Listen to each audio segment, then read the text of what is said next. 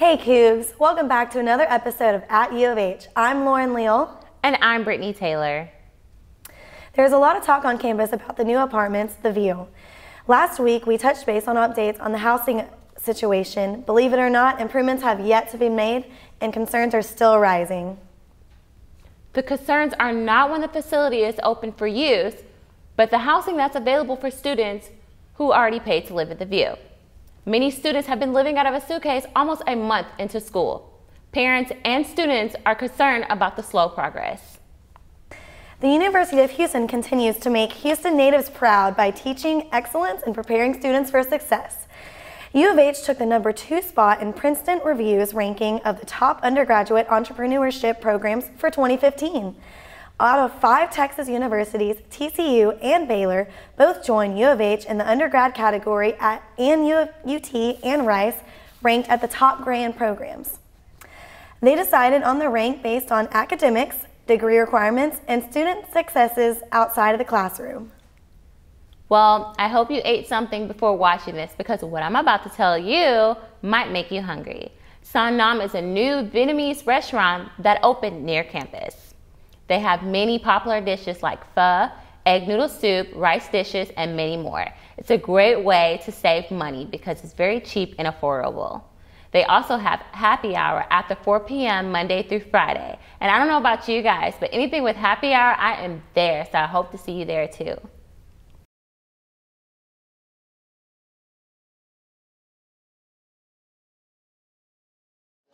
Hey Cougs, we're here at the Fresh Food Dining Hall Company asking students what they think about their meal plans and their experience here at campus dining halls. Let's get started. Would you say that your meal plan is worth the investment that you spend on your meals every year? Not at all. I spent about $100 in the grocery store at H-E-B for 2 weeks worth of food. And in the dining halls, I would spend that in 3 days. I understand you used to work here, but since you've worked here and since you've stopped, you think the food has improved? Oh yeah, most definitely. It's went to a new height. Do you find there's a lot of variety to choose from here at the dining hall? Oh yeah, actually yesterday I brought some friends that were on campus. They were doing some service projects on campus and they came and ate in the dining hall and they just loved it. Can you tell us a little about what you have for dinner tonight? Well, we had they're serving chicken fried steak today. They have sweet potato, jerk chicken soup, noodles, bunch of stuff. So. Hey, how are you liking it? It's good food. It's freshly prepared. Everyone at the cafeteria, the employees are really nice.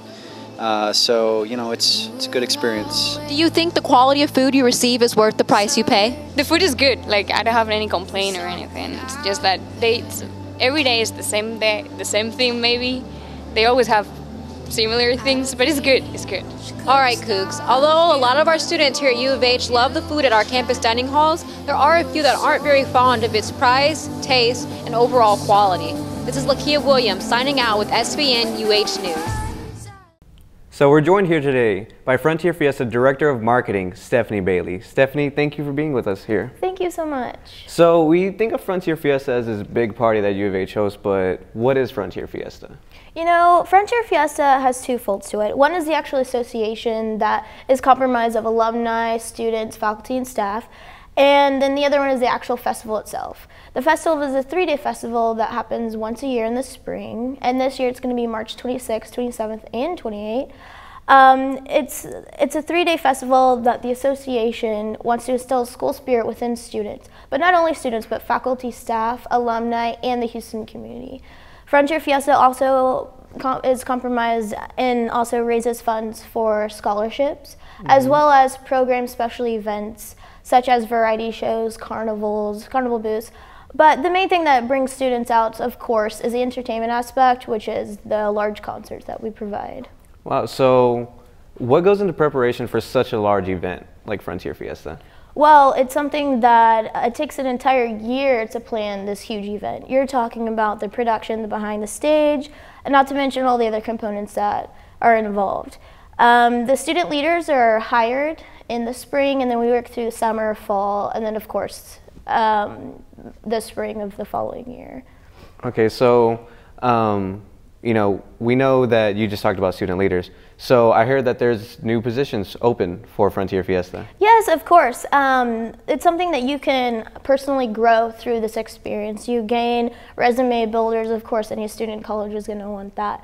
Currently, they're the assistant director positions, which they're actually students that are on the board.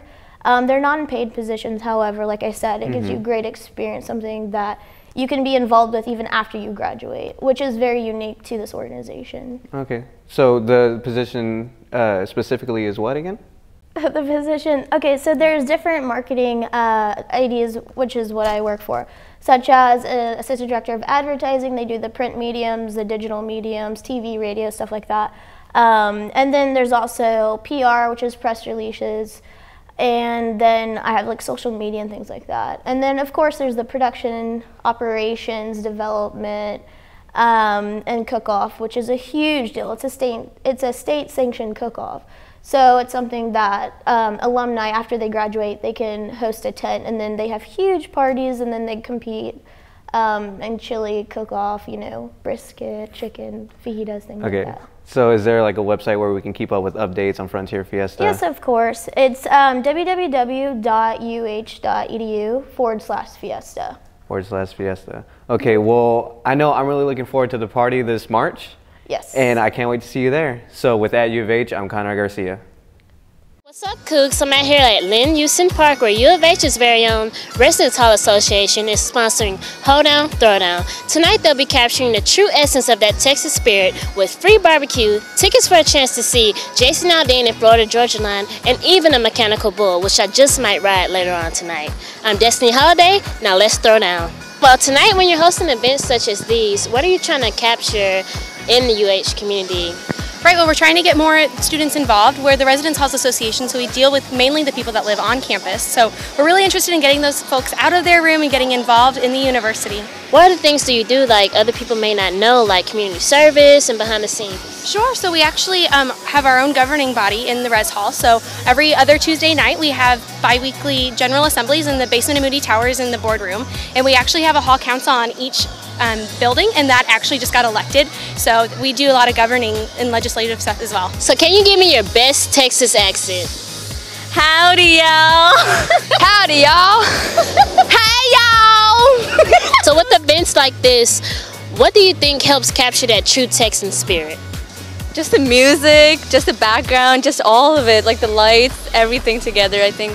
The mechanical bull, you know, that's all about Texas. You know, we love riding things. You know, the bigger Texas, bigger, better, you know. I think the food, like the fun games, everyone coming together and just chilling out. The music and the food and all this barbecue and everything. I'm so sorry if you missed Hold Down, Throw Down tonight, but at UH News we'll be covering so many more great events such as this. So don't miss out. I'm Destiny Holiday with SBN Studios, and I'll see you next time.